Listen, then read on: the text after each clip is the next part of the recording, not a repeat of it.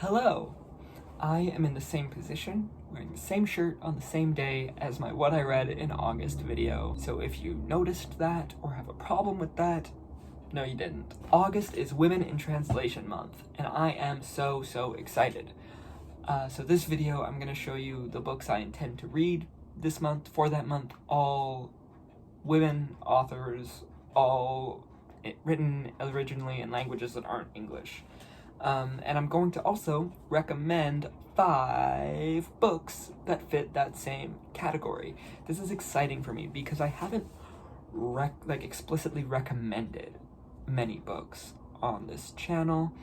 That's due to a couple of reasons. I'm a pretty new reader. I've only really gotten back into reading in the last couple of years, so I've only read, and I say only like it's not still a good number, but I've read around 150-ish books by now, probably. So, doing big general recommendations as my favorite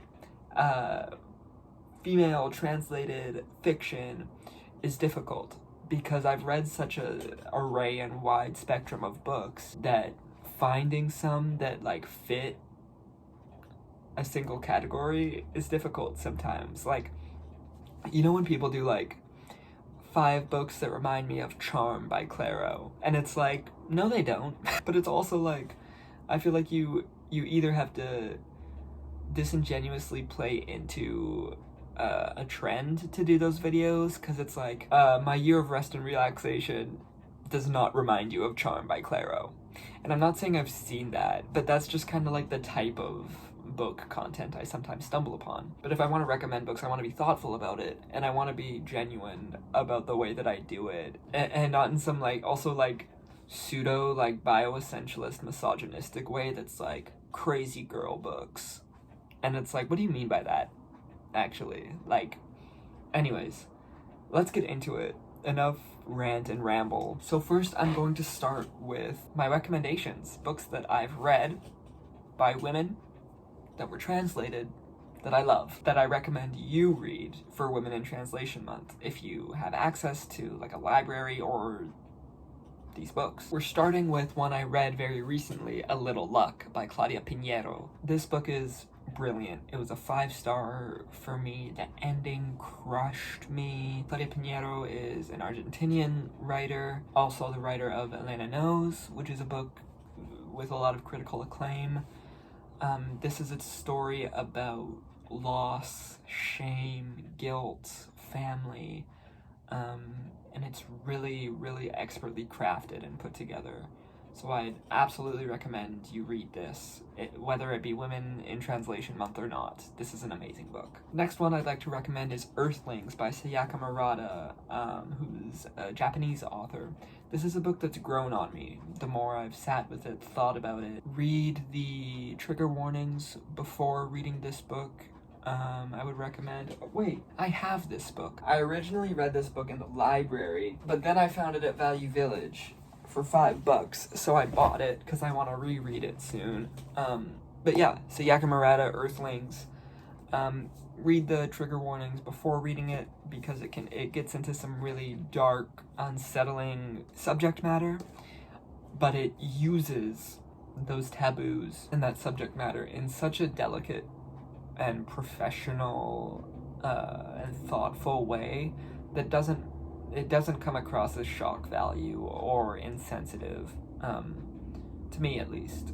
But this is a really weird, dark, funny, at times disturbing book by a really talented author, so I would recommend this. Next, I read Undiscovered by Next Recommendation, Undiscovered by Gabriella Wiener. She is a Peruvian writer, and this book is really interesting if you watched or remember my review of it. It's semi-autobiographical. It's so good. It follows her grandfather, who was an explorer who explored Peru and nearly discovered Machu Picchu 100 years ago. It tackles issues of colonialism and how that affects individuals and families, and that's something that I haven't seen much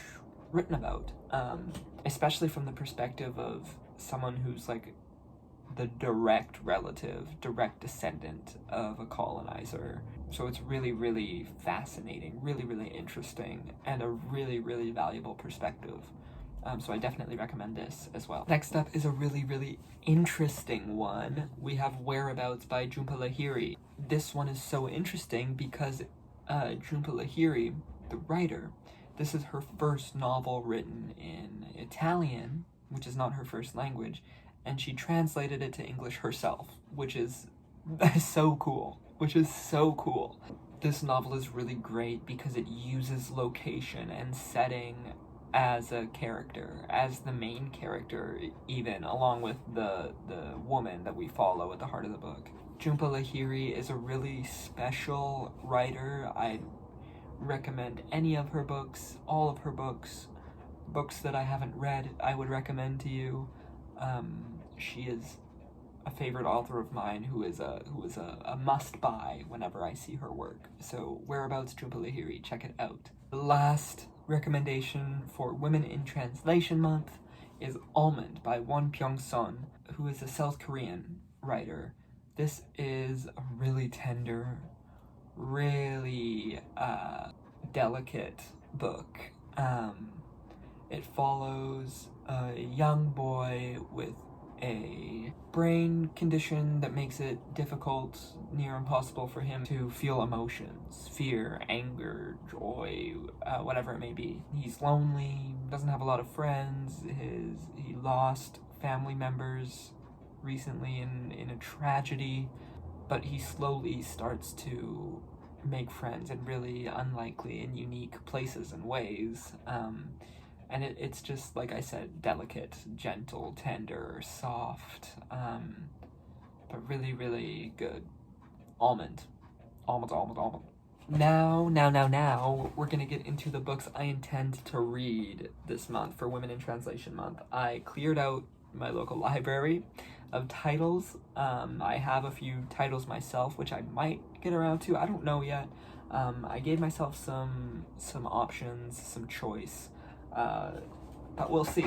First up, we have The Lost Daughter by Elena Ferrante, who is an Italian author, of course, the author of My Brilliant Friend, which I also have. This is a shorter one, though, one that I know a little bit about because I've seen the film based off of it. Yeah, I'm excited to read this. Next up, I have Hurricane Season by Fernanda Melchor, who is a Mexican writer. This is a book that I took out of the library like a month ago and couldn't get around to reading. I had to return it, but I took it out as well. I'm currently reading it. This is like the priority. Like, I can't let this go back to the library without me having read it. And I've heard just amazing things about it. So I'm really excited to keep reading it. It's great so far. But yeah, she's clearly an incredible writer. Yeah, Hurricane Season, Fernanda Melchor. Next, I have two books by the same author. I'm going to read one or the other. I'm not sure which yet. But that author is Clarice Lispector. This is The Passion According to G.H. Good golly, I love this cover so much. Clarice Lispector, a Brazilian author, often heralded as the best Brazilian author. Yeah. This is a copy that I own, and I jumped out of my socks when I found it. Because I've been wanting to read her work for so long. Next, also by Clarice Lispector, is The Hour of the Star. Oops, receipt still in there from the library. This is a really short one. It's like less than 100 pages, so this is gonna be a quick read. Maybe in a day I'll sit down and put my mind to it. But I love this cover as well, so maybe I end up reading both of them. Who knows? But yeah. Power of the Star, Clarice Lispector. Next up is Jawbone by Monica Ojeda, who is an Ecuadorian writer. This is a book that has been on my to-read list for a while. But wow, isn't this cover magnificent? Like, beautiful. South American writers has been a pretty consistent theme. Latin American, South American, and Central American writers has been a pretty consistent theme in my exploration of women in translation, and I love it. So why not continue? Next we have Dead End Memories, a short story collection by Banana Yoshimoto, an author who I've heard of through her book Kitchen, which I really want to read, haven't gotten the chance to yet. Really excited to read her work finally. Two more left. We have Bad Girls by Camila Sosa Villada. This is a book by an Argentinian writer, a trans woman, so that made me so happy to find this at the library, and to be able to include a trans woman in my Women in Translation month. Really excited to read this one, to also get a trans perspective that's not, you know, from the States or from Canada. Yeah, and the last one I picked up is a really interesting one to me, and that's M by Kim Thuy. And this is interesting because this is a Vietnamese-born author who this is translated from French, because she moved to Quebec, settled with her family in Quebec at the age of 10. So that's really cool, both a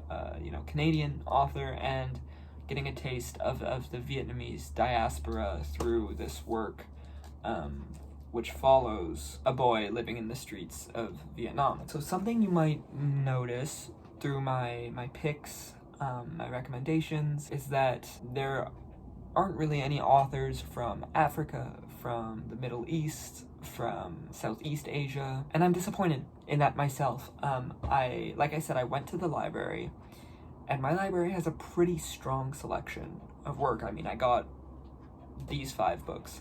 I looked through every fiction title.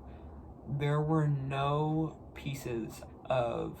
books written by African women translated into English.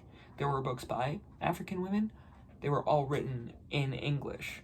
And that touches on some really important ideas and things, especially to consider during Women in Translation Month. You know, brings up anti-blackness in writing and publishing, but it also brings up how colonialism affects writing in those areas where someone might be born and raised in Nigeria, but they're writing their debut novel in English. So I think that's also an area of bias and a blind spot for me as a reader that I hope to work on and improve upon, beyond Women in Translation Month, where I've set out explicitly to read translated women.